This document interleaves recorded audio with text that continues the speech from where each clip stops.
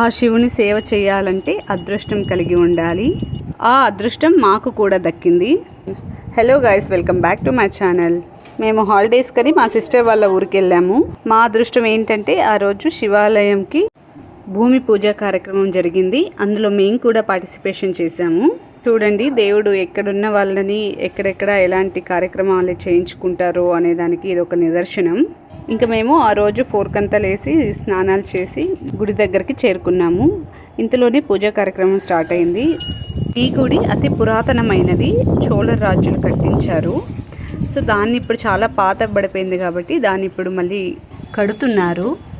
ముందుగా గర్భగుడికి తవ్వి అక్కడ ఇసుక వేసి ఆ ఇసుకలో నవధాన్యాలన్నీ కలిపి అందరం పోసాము.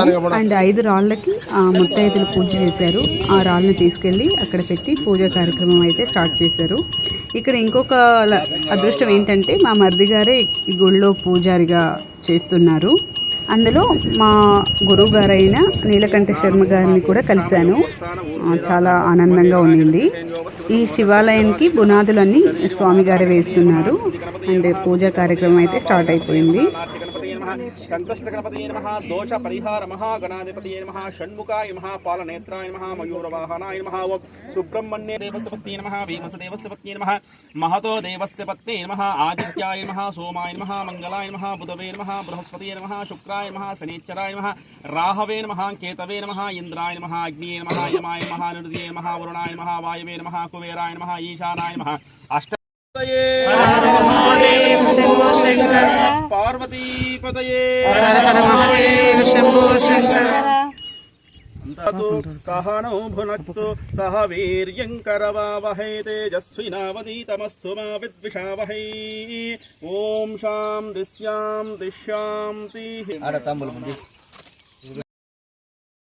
ఇంకా పూజ అంతా కంప్లీట్ అయిన తర్వాత ఇక్కడ అంటే 18 బిలో ఉన్న పిల్లల్ని పిలిచి పసుపు కుంకుమిచ్చి తాంబూలం అంతా ఇచ్చారు. అంటే చిన్నపిల్లలు దేవునితో సమానం అన్నారు కదా, అందుకని. ఇదండి గర్భగుడి. అండ్ వన్ థింగ్, ఇక్కడ ఇది ఒక చిన్న గ్రామము, శివాడి అనే గ్రామం. ఇది చిత్తూరుకి చెందింది.